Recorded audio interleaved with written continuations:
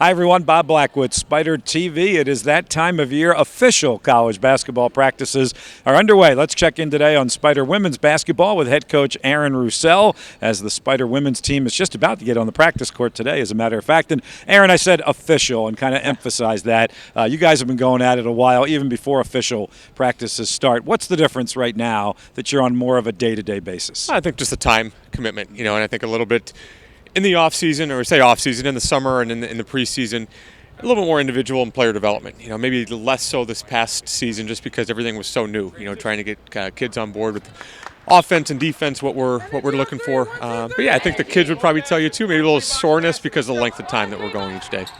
How much of this is about the chemistry and being on the same page, particularly offensively and defensively, in year one, where everybody's still trying to get to know everybody? I think we're kind of reminded of that, to be honest with you. Normal years you're bringing in maybe 3-4 new kids, and it always takes a while because of the chemistry and just the knowledge of the offense a little bit. And I think we definitely are kind of a motion kind of reading offense, and so it's going to take time to learn what's going on. But as you said, also just playing with different people and in different combinations. I don't know that we've figured that out as a staff, and there's been a little bit of a learning curve from the kids as well. Is it similar or is it different to your first year at Bucknell, when obviously you went through somewhat of the same process? Do we ever remember from year to year, let alone 7 years ago? I think there are similarities, and I think you're reminded of that just as we talked about it. It's not just 3 or 4 new kids learning something new. It really is 17 players right now, and they've been tremendous. I mean, the buy-in that we've had from these guys has been awesome. We couldn't have asked for anything else, but they don't know what they don't know. There's just different layers and different levels to all of this. So they're doing everything right. It's just going to take some experience and some time on the court together learning all this stuff. Intrigued by the buy-in of your veterans, players who are juniors and seniors who are on the back end of their career, to have to make this kind of change at that point. How have they kind of embraced this? I think they're always in the hardest spot. I think for them, they've been, you have to say comfortable, but they know what to expect in year 4. Most people in year 4, and this has been thrown a curveball for them.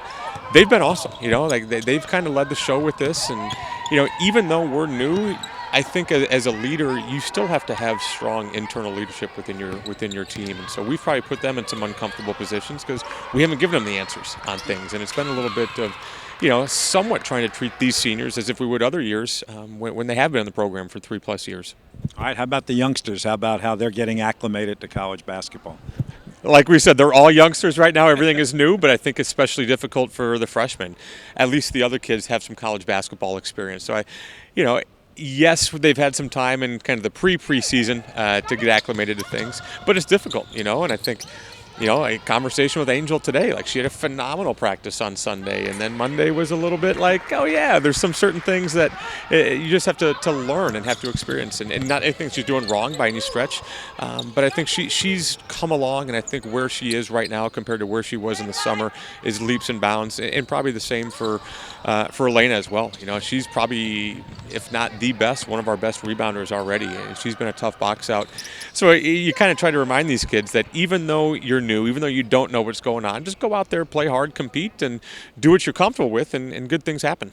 Are you one of those coaches who right now, and I know it's still very early, is chomping at the bit and saying, just as soon play a game at this point? Or are you saying, I need weeks and weeks and weeks of practice before we can play a game? I'll tell you what, all these social media posts that remind you every day there's only 35 days left. And I say only. I don't know how these soccer coaches and other sports do it, where they practice for 2-3 weeks and go at it. We've got 30 days with these guys, and if you offered me another 30, I probably would take it. And I think that's just a little bit of perfectionism as coaches. I think we know what it's supposed to look like, and I think sometimes it's hard because what you know and what you remember is usually towards the end of seasons when things have been learned and experiences has happened for all the players. This is very new for all of them, and there's a lot of mistakes. Again, not anything anybody's doing wrong. There's just a lack of experience right now. But for where we are right now, to only be 5 practices in, to look at some of the offensive clips that we've been able to show them, there are some times where this looks like a mid-season, late season, and we don't want to remind them that too much. But overall, we have to be very, very impressed and very happy with where we are as a staff.